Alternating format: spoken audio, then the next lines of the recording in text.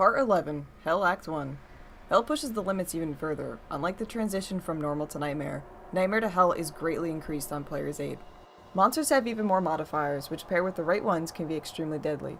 One of the worst types of packs to be incredibly cautious with are cursed, extra strong archers. Resistances are reduced by 60, totaling a negative 100 resistance on hell, along with a few other things. You may need to go back to farm nightmare a bit, as hell can be quite the challenge.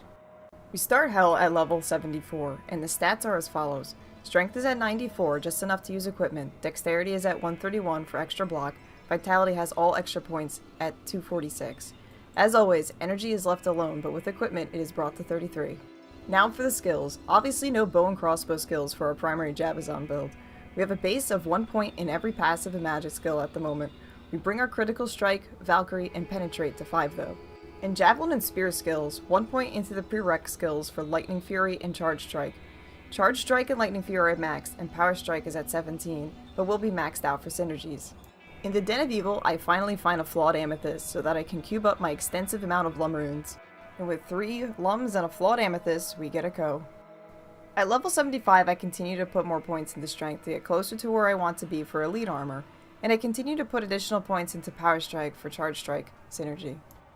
Corpse Fire can be particularly deadly pack in hell. My mercenary stood no chance against the fanaticism horde of undead. I was too afraid to get close to him, as he can sometimes pack a serious punch, and I didn't want to take a risk. Now comes the real fun, lightning immunes. Hell now introduces immunities for monsters, and everything will have some kind of immunity. Lightning immunes will be the most difficult to deal with, as your primary attack will be lightning damage. Low resist wands can help break some, but not all immunities, and because this is a casual build where we may not find endgame items, Infinity is not something that we can easily obtain for the Conviction Aura, so I'll have to make do with what we have. Most sane people usually skip these packs, but I want to ensure that my character is able to take out enemies that they are weak against. I currently have a level 1 lower resist wand, and I was able to buy a level 2 at Akara. It only gives me an extra negative 6 resistances, but every little bit can help. Bloodraven shouldn't be much of a threat, although will be a bit tricky.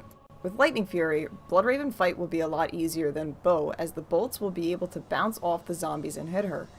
Make sure to use lower resistance on her to take her down even faster, and melee her with Charge Strike whenever she gets near. Just don't get surrounded by her fans. They'll make you join a really unenthusiastic mosh pit. I find a really nice ring with life and lightning resistance on it. This will help out quite a bit. In addition to having a lower resist wand, I want to pick up a life tap wand from a mercenary for better survivability against certain mobs. Unfortunately, this particular one has a lot of other modifiers on it, which increases the price greatly. I find a Grim Shield that I could potentially socket, but the defense was way too low on it. I am still incredibly picky. I find a Grey Grim Shield, but it only has 1 socket. Back at Akara, I find a slightly cheaper life tap wand, and go for this one instead. Also, make sure you use your edge bow for reduced vendor prices if you still have it. And another Grim Shield, but still has low defense. Grim Shield again, and 1 socket again. Level 79. We have 104 into strength, 136 dex, vitality is at 246, and our energy is still base with 33. Make sure to have a slightly more tanky Valkyrie and aim for a level 10. Careful when going around corners, you never know what awaits. Thankfully we were able to take this pack out without a problem, but if they were lightning immune, it might be a different story.